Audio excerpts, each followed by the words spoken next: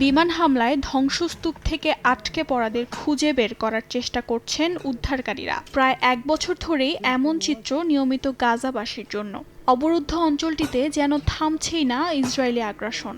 নিরীহ ফিলিস্তিনিদের ওপর নৃশংসতা ক্রমেই বেড়ে চলেছে। রোববার উপত্যকাটির নুসেইরাত শরণার্থী শিবিরে হামলা চালায় দখলদার ইসরায়েলি বাহিনী।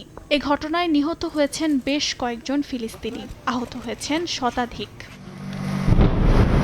এদিন পূর্ব গাজার তুফা এলাকায় একটি বাড়িতে বোমা হামলা চালায় দখলদার বাহিনী। এ ঘটনায় এক শিশুর মৃত্যু হয়েছে। আহতদের ব্যাপিস্ট হাসপাতালে স্থানান্তর করা হয়েছে। অন্যদিকে অধিকৃত পশ্চিম তীর ও জর্ডান সীমান্তের কিং হুসেন সেতুতে হামলায় ৩ জন ইসরায়েলি নিরাপত্তারক্ষী নিহত হয়েছেন।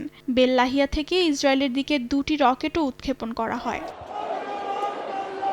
এদিকে ফিলিস্তিনিদের সমর্থনে রাজধানী আম্মানে হাজারো জর্ডানবাসী বিক্ষোভ করেছে। এ সময় নিরীহ ফিলিস্তিনিদের মৃত্যুর প্রতিশোধ নেওয়ায় ইসরায়েলিদের ওপর হামলাকারীকে একজন বীর হিসেবে আখ্যা দেন তারা। অন্যদিকে গাজায় বন্দীদের অবিলম্বে মুক্তির দাবিতে সর্বকালের সবচেয়ে বড় বিক্ষোভ হয়েছে তেল আবিবে।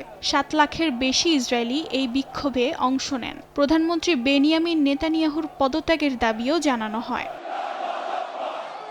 চলমান যুদ্ধে গাজায় এ পর্যন্ত ইসরায়েলের হামলায় প্রায় ৪১,০০০ ফিলিস্তিনি নিহত হয়েছেন। আরও আহতের সংখ্যা লাখের কাছাকাছি। অর্জিতা শাহজিন, সময় সংবাদ।